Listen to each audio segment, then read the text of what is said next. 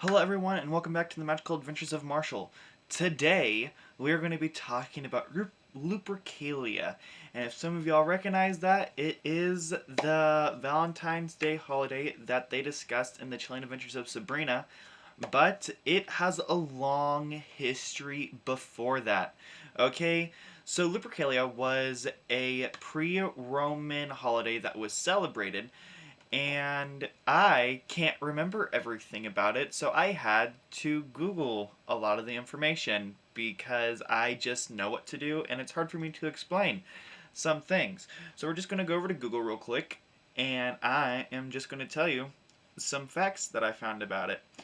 Some facts I do know about it is young men used to run around their towns naked and whip people, and I thought that was fun. And I do know that they would sacrifice two lambs and a dog at the beginning of the festival near an entrance of a cave. But anyways, let's just go into the facts about it. So, okay, so yes, there was indeed an animal sacrifice. The festival began with two male goats and a dog sacrifice at the Lupercal cave, representing sexuality. Then the blood was smeared on two naked men, priests. And then later, they'd be wiped away with goat's milk and they would be covered in honey and all this weird stuff. So after the sacrifice, the food, and after eating men who performed the rituals, and last women with goat skin who were running around naked. This is honestly confusing to me, but I don't get it. But I get it's probably like a purification ritual, if that makes sense. I don't know. To each their own. There were sexual rituals, and during the festivities, men would choose women's names out of a jar, and then that'd become their partner for the remainder of the festival. And apparently, someone would fall in love and stay together. Now, the way I was taught Lupercalia is it was a 3-day holiday, kind of like in the Chilling Adventures of Sabrina.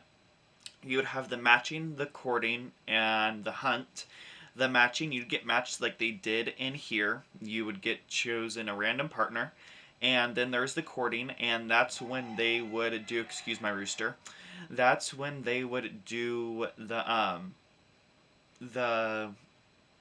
the blood and the sacrificing and all that jazz, and they'd soak underneath the moon to absorb all of its mystical powers and all that. And then there was the hunt where you would hunt down your partner, and then there'd be orgies in the woods, and Christians had to come along and ruin that.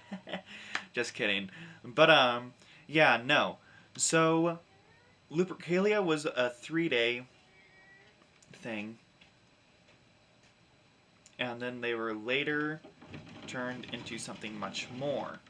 Now, you would essentially match with someone during the Lupercalia things, then you'd wait 3 years to get married to them, and then you'd have a hand fasting ceremony. If you guys are interested in how hand fasting ceremonies work, I could go into great detail about that. Also, I got a new camera, if you guys haven't noticed. I don't know if the quality is going to get any better, but I hope it is. And if it isn't, then I guess I just get to get another camera to see if it works out. But yeah, no, Lupercalia was a huge thing back then, and it was actually pretty cool. Now, Lupercalia usually stands for wolf, like lupus is the Latin word for wolf. And Lupercalia was considered the wolf ceremony, which is why you'd have the hunt and the purification and all that. And I believe that the first or the second full moon before spring is considered the wolf full moon, but I don't know. I'm a bad witch. I don't know the names of the moons or most of the Sabbats. Actually, I know all the Sabbats. I just really don't celebrate them that much. But yeah, no. I thought it'd be interesting just to talk about it because of Lupercalia. If you guys like this video, please give it a thumbs up, and don't forget to subscribe, like, and comment any other ideas that you'd like to do. You guys can always message me on my Instagram, The Magical Adventures of Marshall, and I can't wait to see you guys next week. I hope you guys have a wonderful day, year, week, month, whatever, and I can't wait to see you. May the goddess protect you and her hounds guide you. Bye.